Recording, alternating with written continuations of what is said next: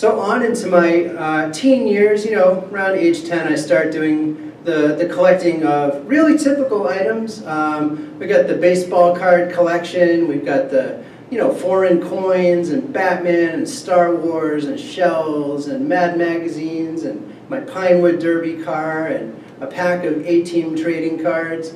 These are all things from my childhood. These are all things that I owned growing up and that I still have, most of them.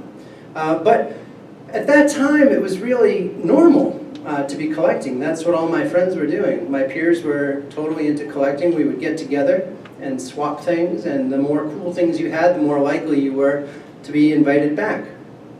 Well, probably around age 15, 16, my friends started to develop other interests, and they didn't include stuff, and therefore they didn't include me. And I started to become more isolated, more sort of depressed, more down, and this was sort of the trajectory for the next few years of my life, that I would feel less connected with people and maybe more connected with my things, that the things would provide me the comfort that people no longer did.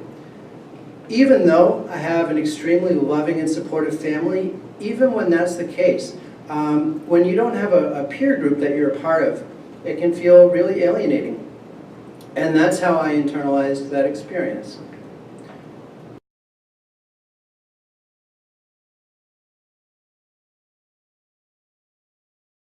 But all the while, I had huge love for my husband.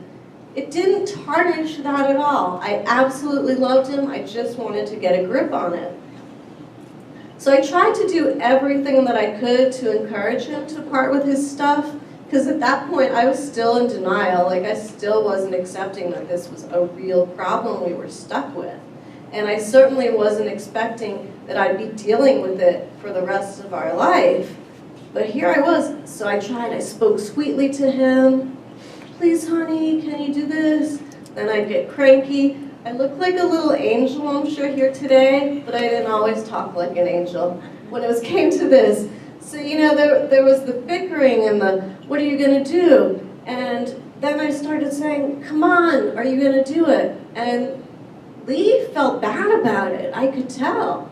I could feel it. But I could get the feeling he didn't have the power to beat this himself.